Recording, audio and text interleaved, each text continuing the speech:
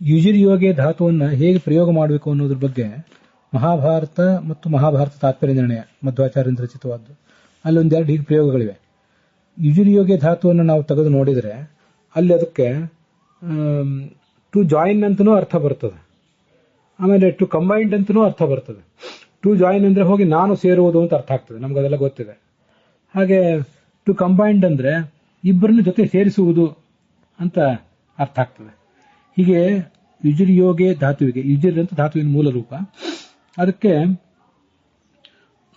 Join ಅಂತ ಒಂದರ್ಥ, ಇನ್ನೊಬ್ಬರನ್ನ ಜಾಯಿನ್ ಮಾಡೋದು, ನಾನು ಜಾಯಿನ್ ಆಗೋದು ಅಂತ ಒಂದರ್ಥ, ಇನ್ನೊಬ್ಬರನ್ನ ಜಾಯಿನ್ ಮಾಡಿಸುವುದು ಅಂತನೂ ಅರ್ಥ. ಹೀಗೆ ಎರಡೆರಡು ಥರ ಆಗಬಹುದು ಅಂತ ಅನ್ನೋದು ನಮಗೆ ಕೇಳಿ ಬಂದಿದೆ. ಅದಕ್ಕೆ ಎರಡು ಪ್ರಯೋಗಗಳನ್ನು ಈ ಮಹಾಭಾರತ ತಾತ್ಪರ್ಯ ನಿರ್ಣಯ ಮತ್ತೆ ಬೇರೆ ಕೆಲವು ಮಹಾಭಾರತ ತಾತ್ಪರ್ಯ ನಿರ್ಣಯದಲ್ಲಿ ಮತ್ತೆ ಮಹಾಭಾರತದಲ್ಲಿ ಬಂದದ್ದನ್ನ ಈಗ ಹೇಳ್ತೇನೆ.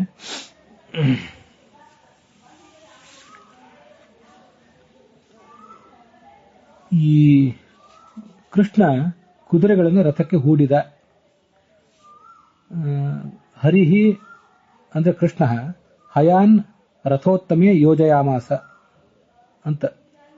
ಹರಿಹಿ ಅಂದ್ರೆ ಕೃಷ್ಣ, ಅವನು ಹಯಾನ್ ಕುದುರೆಗಳನ್ನು ರಥೋತ್ತಮೆ ಒಂದು ಶ್ರೇಷ್ಠವಾದ ರಥದಲ್ಲಿ ಯೋಜಯಾಮಾಸ ಹೂಡಿದನು ಅಂತ ಇಲ್ಲಿ ನಿಜಂತವಾಗಿಯೂ ಅದನ್ನು ಪ್ರಯೋಗ ಮಾಡಿದ್ದಾರೆ, ಅದನ್ನು ಗಮನಿಸಬೇಕು. ಮತ್ತೆ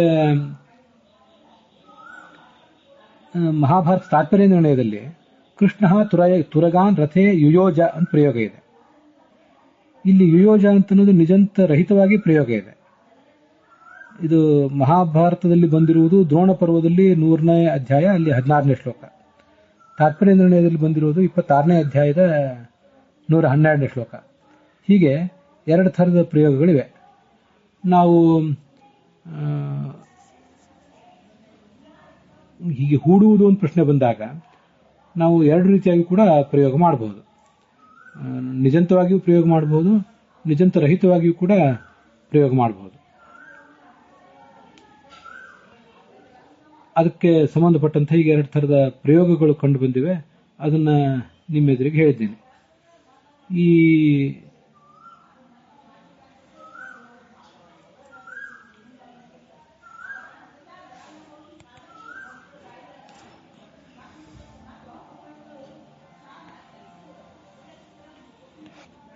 ಈ ಥರದ್ದು ಮಹಾಭಾರತ ತಾತ್ಪರ್ಯ ನಿರ್ಣಯ ಮತ್ತು ಮಹಾಭಾರತದಲ್ಲಿ ಬಂದಿದ್ದ ಎರಡು ಪ್ರಯೋಗಗಳು ನಾವು ನೋಡಿದ್ವಲ್ಲ, ಯೋಜಯಾಮಾಸ ಅಂತಲ್ಲಿದೆಯಲ್ಲ, ಆ ಯೋಜಯಾಮಾಸ ಅನ್ನೋದು ಅದನ್ನು ನಾವು ನಿಜಂತ ಪ್ರಯೋಗ ಅಂತಲೂ ಹೇಳಬಹುದು. ಆದರೆ ನಿಜಂತ ಪ್ರಯೋಗ ಅಲ್ಲದೇನೂ ನಾವು ಅದನ್ನು ಕೂಡಿಸಬಹುದು. ಯುಜ ಸಂಯಮನೆ ಅಂತ ಒಂದು ಧಾತು ಇದೆಯಲ್ಲ, ಆ ಯುಜ ಸಂಯಮನೆ ಧಾತುವು ಅದು ಈ ಸೇಟು ಧಾತು, ಉಭಯಪದಿ ಧಾತು ಆಗಿದೆ, ಚುರಾದಿ ಗಣದಲ್ಲಿ ಸಂಬಂಧಪಟ್ಟದ್ದು. ನಿಜಂತ ಏನಲ್ಲ, ನಿಜಂತದಂತೆ ಕಾಣ್ತದಷ್ಟೇ, ನಿಜಂತ ರೂಪಗಳು ಅದಕ್ಕೆ ಕಾಣಿಸ್ತಾವಷ್ಟೇ. ಆದ್ರಿಂದ ಆ ಯುಜ ಸಂಯಮನೆ ಅನ್ನೋ ಧಾತುವಿನಿಂದ, ಅದು ಚುರಾದಿ, ಅದಕ್ಕೆ ಟು ರಿಸ್ಟ್ರೈನ್ ಕಟ್ಟಿ ಹಾಕುವುದು, ಟು ಕಂಟ್ರೋಲ್, ಟು ಬೈಂಡ್ ಅಂತ ಹೀಗೆಲ್ಲ ಅರ್ಥ ಇದೆ. ಕುದುರೆಗಳನ್ನು ರಥಕ್ಕೆ ಕಟ್ಟಿದ ಅನ್ನೋ ಅರ್ಥದಲ್ಲಿ ಅದನ್ನು ನಾವು ತಗೊಳ್ಬಹುದು. ಆವಾಗ ನಿಜಂತ ಇಲ್ಲದೇನೆ ಅದನ್ನು ನಾವು ಹೊಂದಿಸಬಹುದು. ನಿಜಂತವಾಗಿಯೂ ಕೂಡ ಯುಜರಿ ಯೋಗಿ ಅಂತ ಧಾತು ಏನಿದೆ ಅದರ ಮೂಲಕ ನಿಜಂತವಾಗಿಯೂ ತಗೊಳ್ಬಹುದು. ಹೀಗೆ ಎರಡು ಥರದ್ದು ಪ್ರಯೋಗ ಇದೆ. ಇದು ಕುದುರೆಗಳನ್ನು ಕಟ್ಟು ಅನ್ನೋದಕ್ಕೆ ಸಂಬಂಧಪಟ್ಟಂತೆ. ಇನ್ನು ಮುಂದೆ ಈ ಗಣದಲ್ಲಿ ಸೇರುವುದು, ಸೇರಿಸುವುದು ಅನ್ನೋದ್ರ ಬಗ್ಗೆ ಸ್ವಲ್ಪ ನಾವು ವಿಚಾರ ಮಾಡಬೇಕು.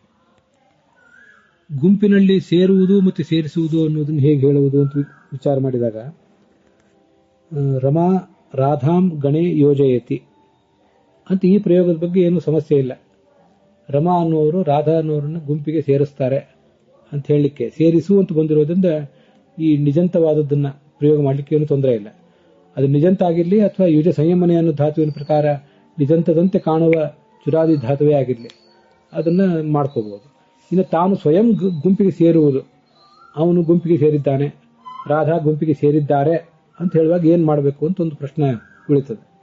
ಅದಕ್ಕೆ ಈಗ ಯೋಜಯಾಮಿ ಅಂತನ್ನುವುದನ್ನೇ ಬಳಕೆಯಲ್ಲಿ, ತಾನು ಸೇರುವುದಕ್ಕೂ ಕೂಡ ಯೋಜಯಾಮಿ ಅಂತ ಹೇಳುವುದೇ ಬಳಕೆಯಲ್ಲಿ ಕೆಲವು ಕಡೆ ಕಾಣಿಸ್ತದೆ.